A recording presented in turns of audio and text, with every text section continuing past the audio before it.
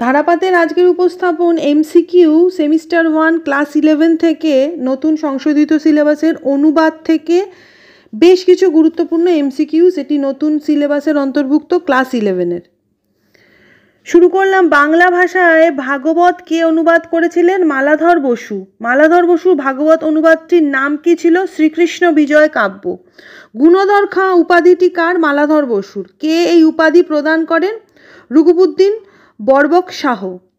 কে এই উপাধি প্রদান কিসের জন্য উপাধি প্রদান করা হয়েছিল? শ্রীকৃষ্ণ বিজয় কাব্য রচনার জন্য।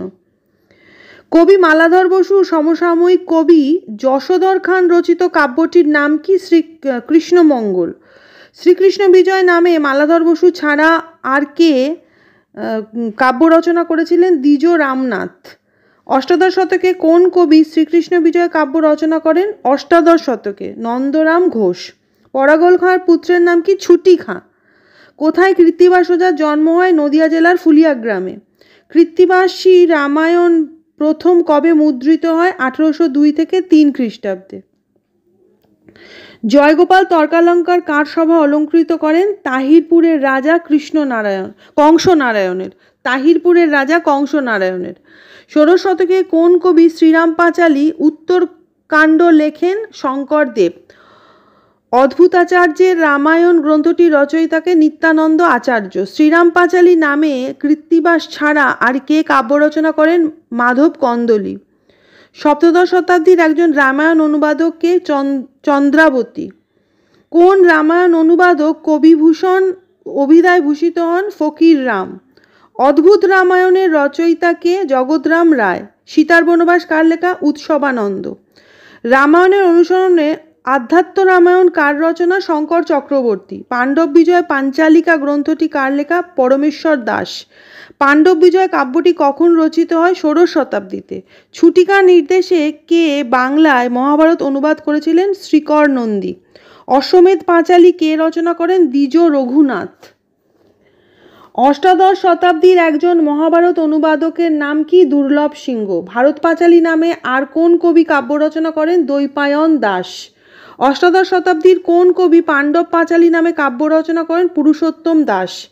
বাংলা ভাষায় মহাভারতের শ্রেষ্ঠ অনুবাদক কে? কাশিরাম দাস। কাশিরাম দাস কোথায় জন্মগ্রহণ করেন? বর্ধমানের কাটোয়ার সিঙ্গি গ্রামে। কাশিরাম দাস মহাভারতের কোন পর্বে সম্পূর্ণ অনুবাদ করতে পারেননি? বিরাট পর্ব। সংস্কৃত ভাষায় রচিত শ্রীমদ্ ভাগবত সাধারণভাবে কি নামে পরিচিত? ভাগবত নামে। সংস্কৃত ভাগবত পুরাণ অনুসারে বাংলায় প্রথম কাব্য রচনা কে করেন? মালাধর বসু। ভাগবতের 2টি স্কন্ধ অবলম্বনে শ্রীকৃষ্ণ বিজয় কাব্য রচিত হয়। কোন 2টি স্কন্ধ? দশম আর একাদশ স্কন্ধ। স্কন্ধ মানে হচ্ছে ভাগ, অধ্যায়। চৈতন্যমঙ্গলের রচয়িতাকে? জয়ানন্দ।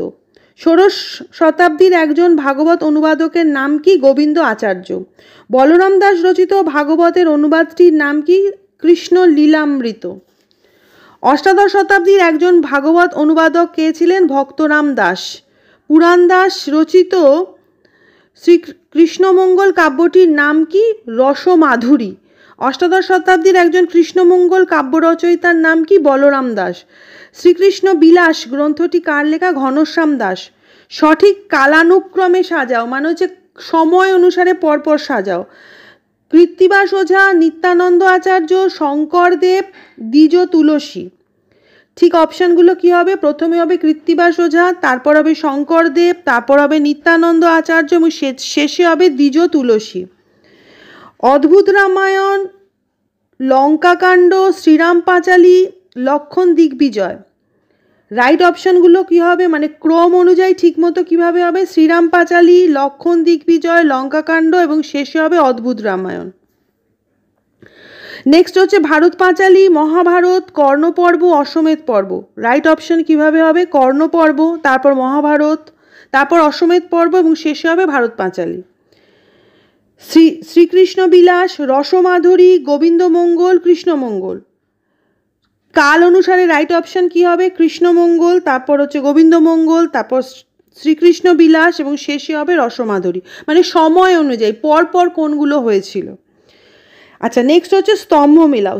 ক স্তম্ভে রয়েছে মাধব কন্দলী, শঙ্করদেব, চন্দ্রাবতী এবং দ্বিজ তুলসী। আর খ স্তম্ভে রয়েছে রামায়ণ, অঙ্গদ রায়বার, শ্রীরাম পাঁচালী আর শ্রীরাম পাঁচালী উত্তরকাণ্ড। রাইট অপশান কী হবে? মাধব কন্দলীর সঙ্গে শ্রীরাম পাঁচালী, শঙ্করদেবের সঙ্গে শ্রীরাম পাঁচালী উত্তরকাণ্ড, চন্দ্রাবতীর সঙ্গে রামায়ণ এবং দ্বিজ তুলসীর সঙ্গে হবে অঙ্গদ রায়বার। নেক্সট হচ্ছে ক স্তম্ভে যশোরাজ খান, রঘু পণ্ডিত, দ্বিজ রামেশ্বর, ভক্তদাস। আর খ স্তম্ভে রয়েছে কৃষ্ণপ্রেম তরঙ্গিনী, গোকুল মঙ্গল, কৃষ্ণমঙ্গল, গোবিন্দমঙ্গল।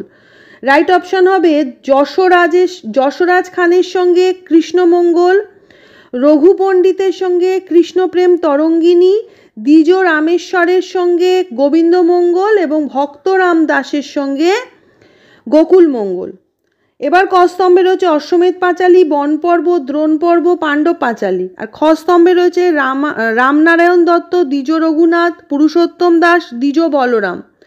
রাইট অপশন হবে একের সঙ্গে অর্থাৎ অশ্বমেধ পাঁচালীর সঙ্গে দ্বিজ রঘুনাথ, বন পর্বের সঙ্গে দ্বিজ বলরাম, দ্রোণ পর্বের সঙ্গে রামনারায়ণ দত্ত এবং পাণ্ডব পাঁচালীর সঙ্গে পুরুষোত্তম দাস।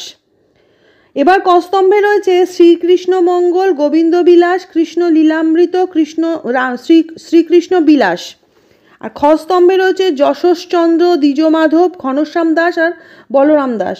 রাইট উত্তর হবে একের সঙ্গে অর্থাৎ শ্রীকৃষ্ণ মঙ্গলের সঙ্গে দ্বিজ মাধব, গোবিন্দ বিলাসের সঙ্গে যশোশ্চন্দ্র, কৃষ্ণ লীলামৃতের সঙ্গে বলরাম দাস, শ্রীকৃষ্ণ বিলাসের সঙ্গে ঘনশ্যাম দাস। তো গোটা অনুবাদ সাহিত্য থেকে যাবতীয় এমসিকিউ আমি একটা ভিডিওতে করে দিলাম। এটা ক্লাস 11-এ নতুন সংশোধিত সিলেবাসের সেমিস্টার 1-এর পাঠ্য। আশা করি আমার 11-এর স্টুডেন্টদের সুবিধা হবে, তাই সুবিধার্থে করা। ভালো লাগলে লাইক করো, শেয়ার করো এবং ধারাপাতকে সাবস্ক্রাইব করো।